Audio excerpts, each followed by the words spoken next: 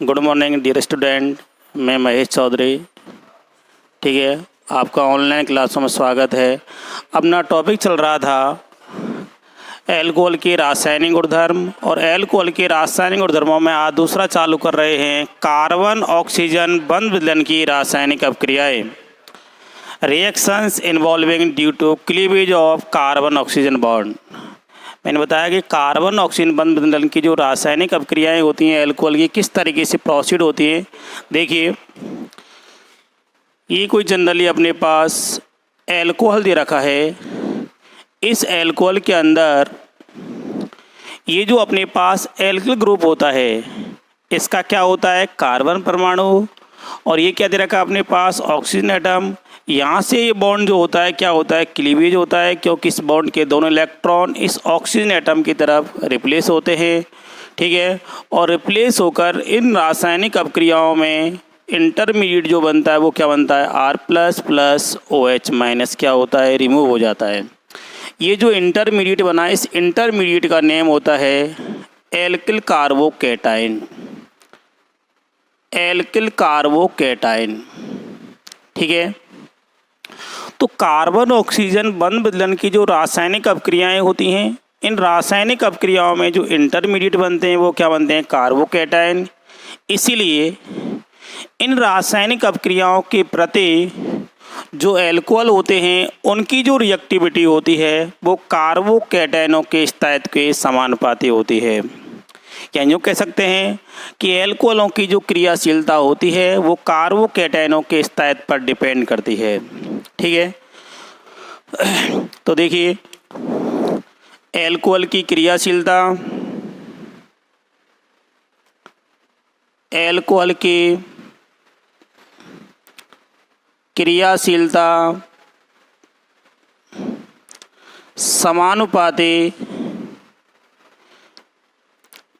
समानुपाती carbonium ion का स्थायित्व।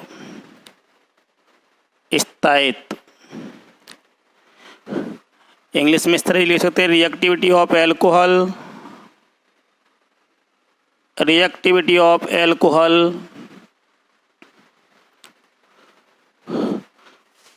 proportional to stability of carbocation। Stability of carbocation. ठीक है, और हमने 11वीं क्लास में पढ़ा है कि कौन सा कार्बोनियम आयन या कौन सा कार्बोकैटायन अधिक स्टेबल होता है। तो 3 डिग्री जो कार्बोकैटायन होता है वो सबसे ज़्यादा स्टेबल होता है, क्योंकि 3 डिग्री कार्बोकैटायन के अंदर 3 एल्किल जो समूह होते हैं उनका जो प्लस आई इफेक्ट होता है वो सबसे ज़्यादा होता है।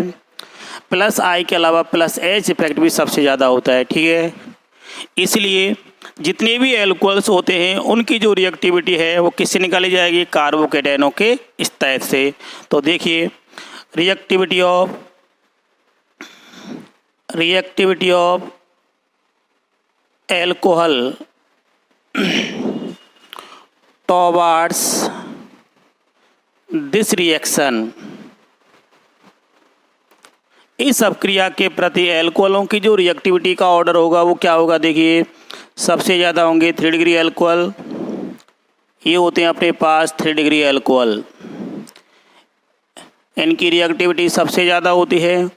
उसके बाद ये होते हैं अपने पास 2 डिग्री एल्कोहल, और सबसे कम कौन से होते हैं अपने पास 1 डिग्री एल्कोहल। क्लियर, तो ये क्रम भी बोर्ड एग्जाम के व्यू से इम्पोर्टेंट है। अपने को कोई भी एग्जाम्पल बना के दे सकता है, इसकी जगह लिख सकता है आपको tertiary butyl alcohol, isopropyl alcohol और एथेनॉल। इन तीनों में से कार्बन ऑक्सीजन बंध विलयन की जो रासायनिक अभिक्रियाएं होती हैं इनके प्रति मोर रिएक्टिव कौन होता है, तो आप बताएंगे टर्सरी ब्यूटाइल अल्कोहल, क्योंकि ये मैंने आपको ओवरऑल क्रम बताया है इस अभिक्रिया के प्रति एल्कोहलों की रिएक्टिविटी का।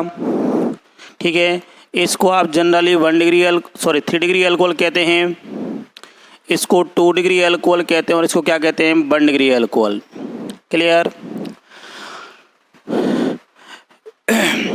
तो मैंने अभी आपको बताया कि इस टाइप्स की जो केमिकल रिएक्शंस होती हैं इन केमिकल रिएक्शन के अंदर जो इंटरमीडिएट बनते हैं वो क्या बनते हैं, कार्बोकैटायन।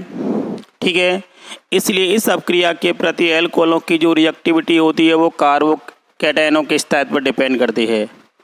इसलिए मैंने अभी आपको बता दिया कि एल्कोहलों की जो रिएक्टिविटी होती है इस रासायनिक अपक्रिया के प्रति सबसे ज़्यादा 3 डिग्री और सबसे कम कौन सा होता है, 1 डिग्री। क्लियर। अब देखिए कार्बन ऑक्सीजन बंध विलयन की कौन कौन सी रासायनिक अपक्रियाएं प्रोसीड होती हैं।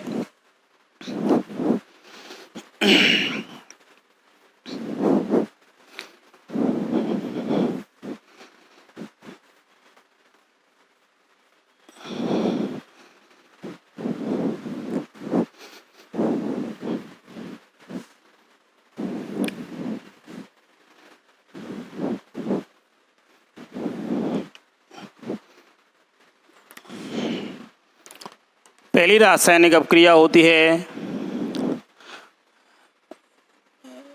हैलोजन अम्लों के साथ अपक्रिया। हैलोजन अम्लों के साथ अपक्रिया, रिएक्शन विद हैलोजन एसिड। आप देखिए जो हैलोजन अम्ल होते हैं वो एल्कोहल के साथ किस तरीके से रासायनिक अपक्रिया प्रोसीड करवाते हैं। देखिए ये अपने पास हैलोजन अम्ल होते हैं जिनका जनरल फॉर्मूला होता है HX। HX में क्या क्या हो सकते हैं अपने पास, HCl हो सकता है, HBr हो सकता है, HI हो सकता है, और क्या हो सकता है अपने पास HF, क्योंकि X क्या होती हैं, X होती हैं अपने पास हैलोजन। और 11वीं क्लास में आपको बताया जाता है कि हैलोजन कौन सा वर्ग होता है, ग्रुप नंबर जो 17 होता है वो क्या होता है, हैलोजन, फिर कलवराई आंटी। तो ये मैंने टोटल 4 अपने को हैलोजन एसिड्स लिखे हैं। और ये जो हैलोजन एसिड्स होते हैं इनकी जो रिएक्टिविटी होती है वो डिपेंड करती है बॉन्ड एनर्जी पर। जिसकी बॉन्ड एनर्जी सबसे ज़्यादा होगी उसकी रिएक्टिविटी सबसे कम होगी, और जिसकी बॉन्ड एनर्जी सबसे कम होगी उसकी रिएक्टिविटी सबसे ज़्यादा होगी। क्योंकि जिसकी बॉन्ड एनर्जी सबसे कम होती है वो बॉन्ड सबसे वीक होता है और ईजी वे में आसानी से क्या होता है, टूट जाता है, इसलिए उसकी रिएक्टिविटी क्या होती है, बढ़ जाती है। ठीक है, अब देखिए हैलोजन अम्लों की क्रियाशीलता का घटता क्रम, कौन सा हैलोजन सबसे ज़्यादा क्रियाशील होता है, तो HI की जो क्रियाशीलता होती है वो सबसे ज़्यादा, उसके बाद HBr, देन आफ्टर HCl, सबसे कम किसकी होती है, HF की। अब क्यों होती है, मैंने अभी आपको बताया कि ये जो बॉन्ड होता है इस बॉन्ड की बॉन्ड जो एनर्जी होती है वो सबसे कम होती है, और ये जो बॉन्ड होता है इसकी बॉन्ड एनर्जी सबसे ज़्यादा होती है, इसलिए ये बॉन्ड सबसे स्ट्रॉन्ग होता है। इस बॉन्ड का तोड़ना कठिन होता है, लेकिन ये जो बॉन्ड होता है सबसे वीक होता है और वीक होने की वजह से आसानी से टूट जाता है, और HI की जो रिएक्टिविटी होती है वो सबसे ज़्यादा हो जाती है। तो ये क्रम भी अपने को ध्यान रखना है कि सबसे ज़्यादा रिएक्टिव कौन होता है, HI, सबसे कम कौन होता है, HF। अब देखिए ये हैलोजन अम्ल एल्कोहलों के साथ किस तरीके से रासायनिक अपक्रिया प्रोसीड करते हैं। हालांकि इस रासायनिक अपक्रिया का हमने डिस्कस हैलोजन डेरिवेटिव वाले लेसन के अंदर कर लिया है, दोबारा से भी मैं आपको बता रहा हूँ। इसके अंदर भी मैंने आपको केस नंबर 3 बताए थे। केस नंबर फर्स्ट में पहले प्रिपरेशन किया जाता है क्लोरो एल्किन का निर्माण, या प्रिपरेशन ऑफ क्लोरो एल्केन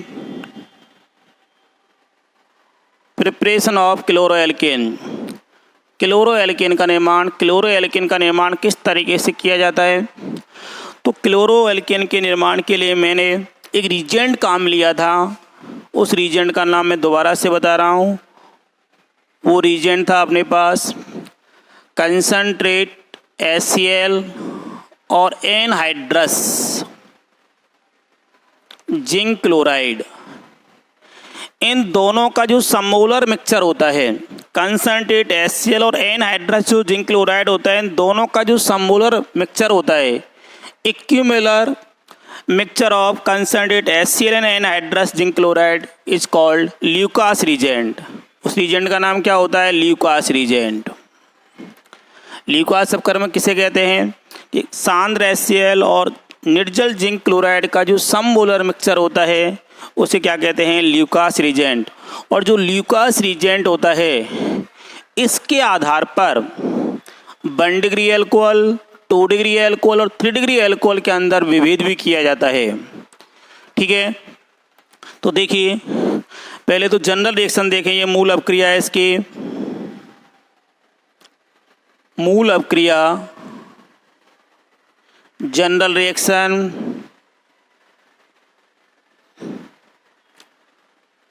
देखिए ये अल्कोहल होता है, ये अपक्रिया करते हैं किसके साथ? कंसंट्रेट HCl, और किसकी प्रेजेंस में अपक्रिया होती है? Anhydrous zinc chloride. यहाँ से क्या होगा? ये बॉन्ड क्लीवेज हो जाएगा और HCl में क्या होगा? ये बॉन्ड यहाँ से क्लीवेज हो जाएगा, क्योंकि इस बॉन्ड के इलेक्ट्रॉन मोर एन वाले क्लोरीन एटम की तरफ विस्थापित हो जाएंगे और इस बॉन्ड के जो इलेक्ट्रॉन होंगे मोर एन वाले ऑक्सीजन एटम की तरफ विस्थापित हो जाएंगे। तो इस पर नेगेटिव चार्ज और इस पर कौन सा चार्ज आ जाएगा? Positive charge. और यहाँ से जो वाटर मॉलिक्यूल होगा वो रिमूव हो जाएगा और अपने पास मेन प्रोडक्ट क्या बनेगा? RCl, जिसका नाम क्या होता है? क्लोरोएल्केन। क्या नाम है इसका? क्लोरोएल्केन। क्या नेम होता है इसका? क्लोरोएल्केन। ठीक है, ये तो मैंने जनरल रिएक्शन बताई है, लेकिन ये जो ल्यूकास रीजेंट होता है, इस ल्यूकास रीजेंट के आधार पर 1 डिग्री एल्कोहल, 2 डिग्री एल्कोहल और 3 डिग्री एल्कोहल में विभेद किया जाता है। Distinct between 1 degree alcohol, 2 degree alcohol, 3 degree alcohol for this reaction. ठीक है, अब देखिए 1 डिग्री जो एल्कोहल होते हैं, ठीक है, 1 डिग्री जो एल्कोहल होते हैं ये ल्यूकास रीजेंट के साथ रूम टेम्परेचर पर कोई केमिकल रिएक्शन नहीं करते। यदि केमिकल रिएक्शन करते हैं तो लगभग 45 मिनट के बाद केमिकल रिएक्शन करते हैं और रिएक्शन करके श्वेत धुंधलापन उत्पन्न करते हैं। तो देखिए अब क्रिया लिख देता हूँ मैं। CH3 CH2OH, ये क्या होता है अपने पास? 1 डिग्री एल्कोहल, कंसंट्रेट HCl और एनहाइड्रस जिंक क्लोराइड, और क्या लिया है? Room temperature. रूम टेम्परेचर कितना होता है? 25 डिग्री सेल्सियस।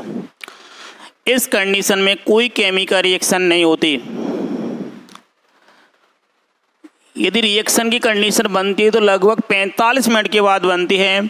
रिएक्शन की जो पॉसिबिलिटीज होती है बनती है तो लगभग 45 मिनट बाद, लगभग 45 मिनट के बाद ये ल्यूकास रीजेंट रिएक्शन करता है और रिएक्शन करके श्वेत धुंधलापन उत्पन्न करता है।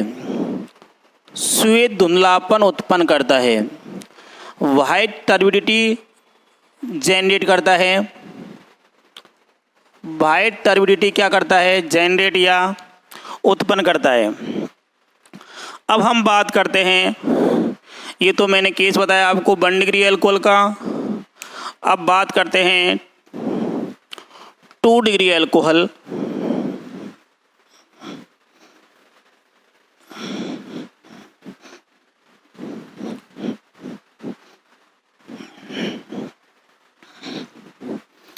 ये अपने पास 1 डिग्री एल्कोहल का फर्स्ट केस लिया है मैंने इसके अंदर।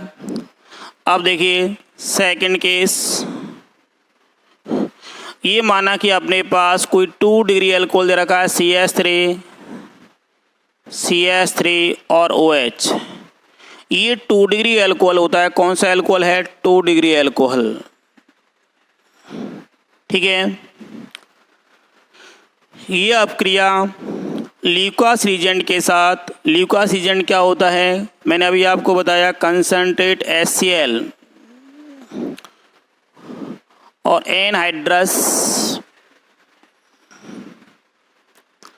जिंक क्लोराइड के साथ जब अपक्रिया करता है तो ये अपक्रिया लगभग 5 मिनट के बाद प्रोसीड होती है, लगभग 5 मिनट के बाद, लगभग 5 मिनट के बाद, अप्रॉक्सीमेट 5 मिनट, लगभग 5 मिनट के बाद जब ये 2 डिग्री एल्कोहल अपक्रिया करते हैं तो अपक्रिया करके इनसे भी प्रोडक्ट क्या बनेगा अपने पास, देखिए CH3CH3CHCl। ये जो क्लोरो एल्किन बना है इसमें से क्या रिमूव हो जाएगा, H2। ये जो क्लोरो एल्किन बना है इसका भी कौन सा कलर आएगा, वाइट टर्बिडिटी या श्वेत धुंधलापन उत्पन्न होगा, वाइट टर्बिडिटी, वाइट टर्बिडिटी। ठीक है। अब बात करते हैं केस नंबर 3। केस नंबर जो 3 होता है वो होते हैं 3 डिग्री एल्कोहल। ये कोई 3 डिग्री एल्कोहल दे रखा है,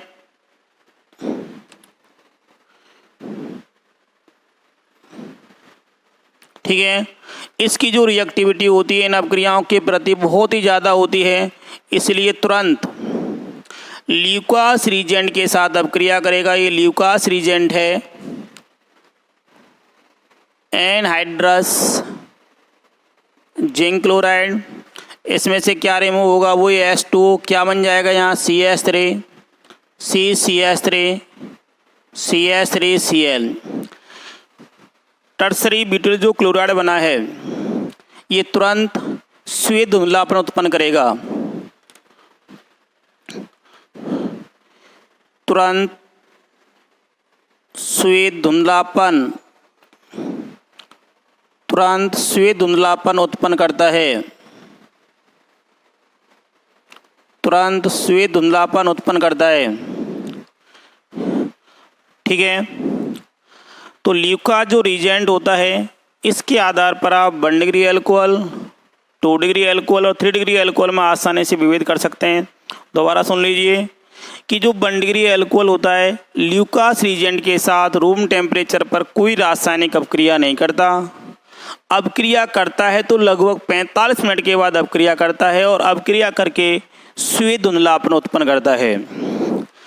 2 डिग्री एल्कोहल देखिए, 2 डिग्री एल्कोहल ल्यूकास रीजेंट के साथ लगभग 5 मिनट के बाद रासायनिक अपक्रिया करता है और अपक्रिया करके क्या बनाता है, आइसोप्रोपिल क्लोराइड। और ये जो आइसोप्रोपिल क्लोराइड बना है इसका श्वेत धुंधलापन उत्पन्न होता है। अब बात करते हैं 3 डिग्री एल्कोहल। और 3 डिग्री एल्कोहल जो होता है इसकी रिएक्टिविटी सबसे ज़्यादा होती है और सबसे ज़्यादा होने की वजह से ल्यूकास रीजेंट के साथ तुरंत रासायनिक अपक्रिया करता है और अपक्रिया करके क्या बनाएगा, टर्सरी ब्यूटिल क्लोराइड। ये जो टर्सरी ब्यूटिल क्लोराइड बना है ये तुरंत क्या उत्पन्न करेगा, श्वेत धुंधलापन। क्लियर। तो इस तरीके से हमने पहला केस पढ़ा, प्रिपरेशन ऑफ क्लोरो एल्केन। अब देखिए case number 2।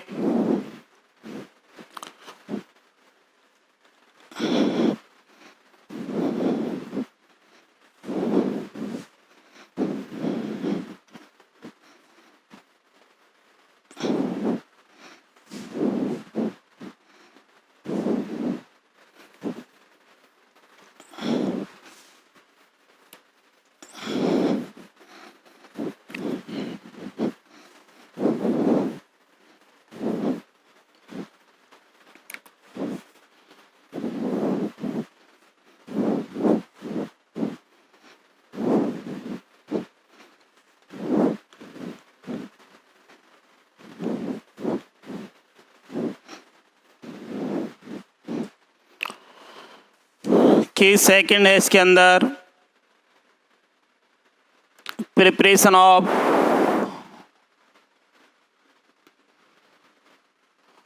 Bromo alkane. Bromo alkane का निर्माण, ब्रोमो एल्केन का निर्माण। आप देखिए ब्रोमो एल्केन का निर्माण किस तरीके से होगा। ये अब क्रिया भी हमने लेसन नंबर 10 के अंदर डिस्कस की थी। मैंने आपको बताया था ये एल्कोहल हैं, ये अब क्रिया करते हैं किसके साथ, HBr के साथ। और ये जो रासायनिक अपक्रिया होती है सोडियम ब्रोमाइड और कंसंट्रेट H2SO4 की प्रेजेंस में होती है। और अपक्रिया करके क्या बनाएंगे स्टूडेंट, RBr। और क्या रिमूव हो जाएगा, ये बॉन्ड यहाँ से क्लीवेज हो गया, ये बॉन्ड यहाँ से क्लीवेज हो गया, क्या रिमूव हो गया, H2। इसका जो नाम होता है वो क्या होता है, ब्रोमो एल्केन। क्या नाम है इसका, ब्रोमो एल्केन। क्या नाम है इसका, ब्रोमो एल्केन। अब देखिए ये जो HBr था इसका प्रिपरेशन भी मैंने लास्ट लेसन के पिछले लेसन के अंदर डिस्कस किया था। इसका प्रिपरेशन कैसे किया था हमने। ये जो सोडियम ब्रोमाइड होता है ये अपक्रिया करता है कंसंट्रेट H2SO4 के साथ और अपक्रिया करके क्या बनाता है, HBr। और सोडियम बाइसल्फेट का जो अणु होता है वो क्या होता है, रिमूव हो जाता है। ठीक है, ये प्रिपरेशन हमने पीछे बताया था। एक एग्जाम्पल ले लें, माना कि इस एल्किल ग्रुप की तरह क्या दे रखा है अपने को, CH3 दे रखा है तो क्या बन जाएगा, मेथेनॉल। C2H5 दे रखा है तो क्या बन जाएगा, एथेनॉल। C3H7 दे रखा है तो क्या बन जाएगा, प्रोपेनॉल। कोई भी अपने को एल्किल ग्रुप मिल सकता है। तो देखिए माना कि मैंने एग्जाम्पल ले लिया CH3 CH2H। ये अब क्रिया करता है किसके साथ, HBr के साथ। अब क्रिया किसकी प्रेजेंस में होगी बताइए, वही concentrate H2SO4 oblique sodium bromide, इसकी प्रेजेंस में रासायनिक अपक्रिया होगी। जब अपक्रिया प्रोसीड की जाएगी तो इसमें से क्या रिमूव हो जाएगा बताइए, वाटर मॉलिक्यूल, और क्या बन जाएगा, CH3 CH2Br। इसका जो नाम होता है वो होता है ब्रोमोएथेन, या सामान्य नाम क्या होता है, एथिल ब्रोमाइड। Clear student. अब देखिए केस थर्ड क्या है,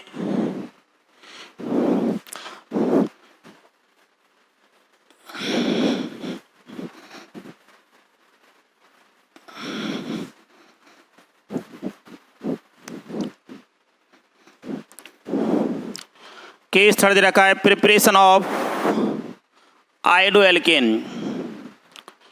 प्रिपरेशन ऑफ आयोडोएल्केन, ठीक है। आयोडोएल्केन का निर्माण,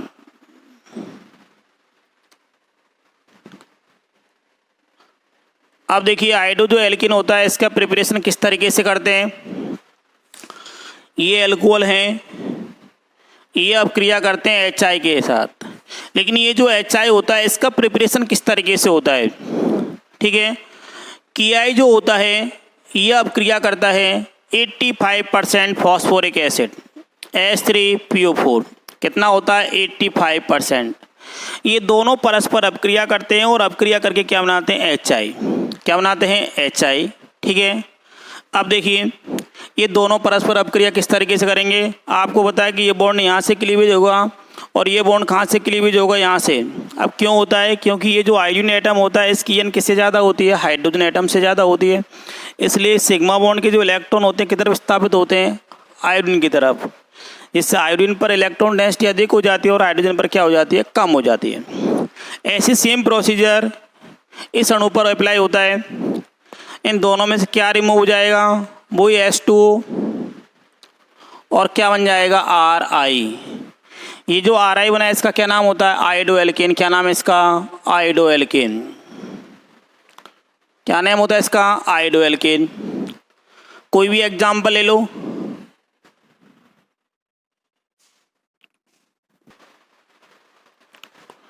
देखिए स्टूडेंट एक एग्जाम्पल देखते हैं।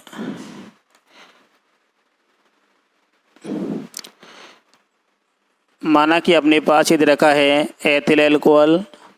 ये अपक्रिया करता है किसके साथ, HI के साथ। उपस्थिति किस किस की होती है, KI और फॉस्फोरिक एसिड, इन्हीं की उपस्थिति होगी। और अपक्रिया करके क्या प्रोडक्ट बनेगा, इसमें से क्या रिमूव हो जाएगा, वही वाटर मॉलिक्यूल। और क्या बन जाएगा, CH3 CH2I। इसका जो नाम होता है वो क्या होता है, आयोडोएथेन। क्या नाम है इसका, आयोडोएथेन। क्या नाम होता है इसका, आयोडोएथेन। इस तरीके से जो हैलोजन एसिड्स होते हैं वो एल्कोहलों के साथ अपक्रिया करके क्लोरोएल्केन, ब्रोमोएल्केन और आयोडोएल्केन का प्रिपरेशन करते हैं। अब देखिए नेक्स्ट रासायनिक अपक्रिया,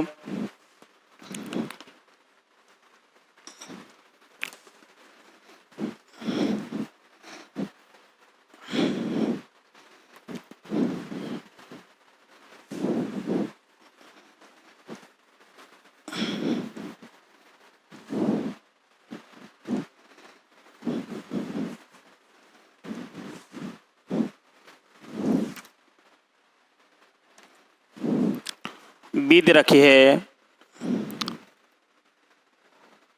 फॉस्फोरस के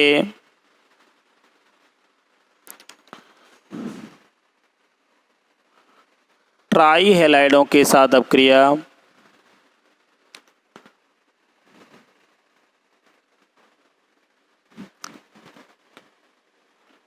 ट्राई हैलाइडों के साथ अपक्रिया, रिएक्शन विद फॉस्फोरस ट्राईहैलाइड,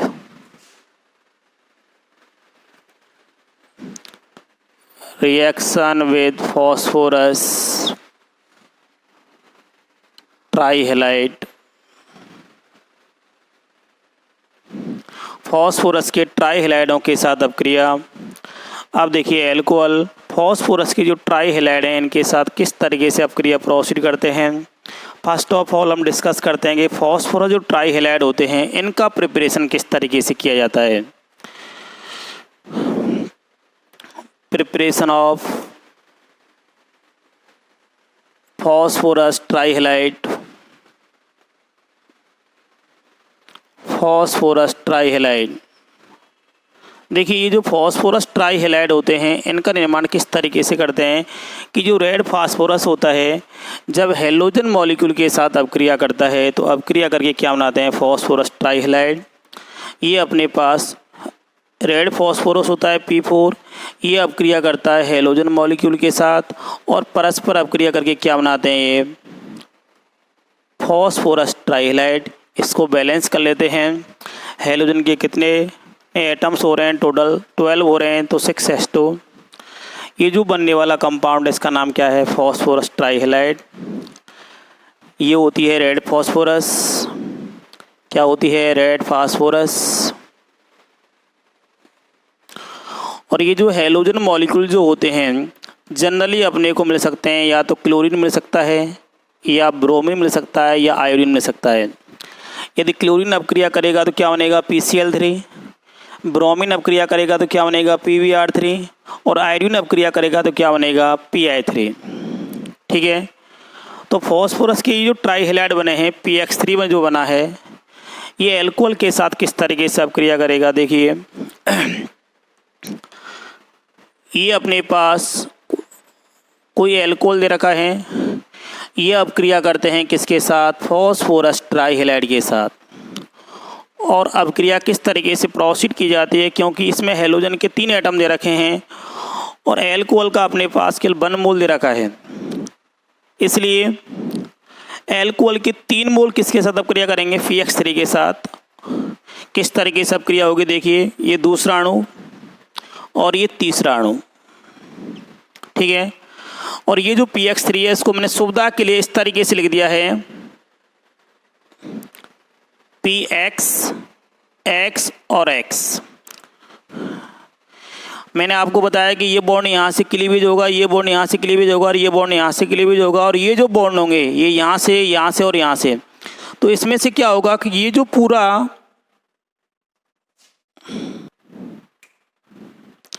देखिए ये एल्कोहल के जो 3 मोल हैं ये PX3 या फॉस्फोरस ट्राईहैलाइड के साथ किस तरीके से अपक्रिया करते हैं।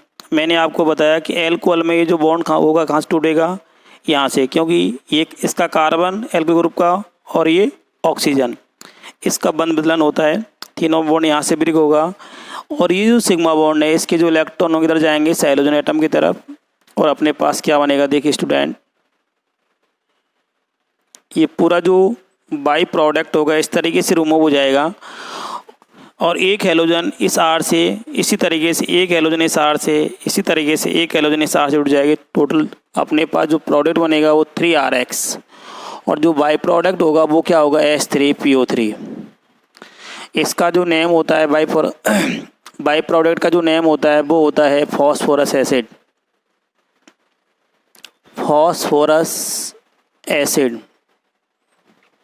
ठीक है।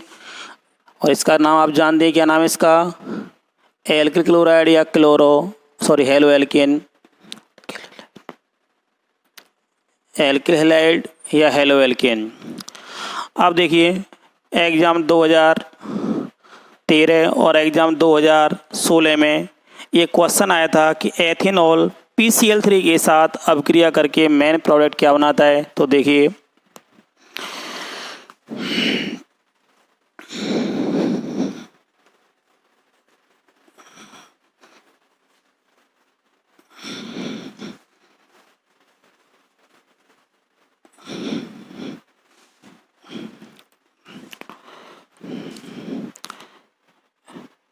एग्ज़ाम 2013/16 ये एथेनॉल होता है, ये अपक्रिया करता है PCl3 के साथ, इसके 3 मोल अपक्रिया करते हैं और अपक्रिया करके क्या बनाएंगे, प्रोडक्ट।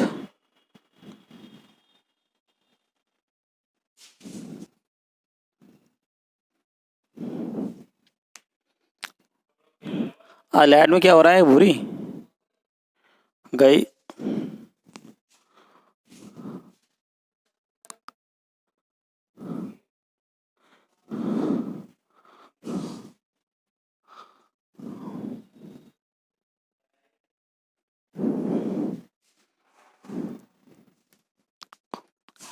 ला इसको पूरी कर दो, बस इसको रहा था।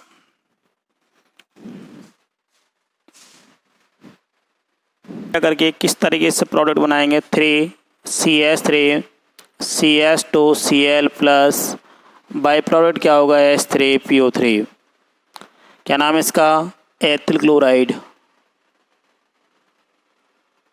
क्लोराइड, और इसका नाम जानते हैं आप क्या है, एथेनॉल।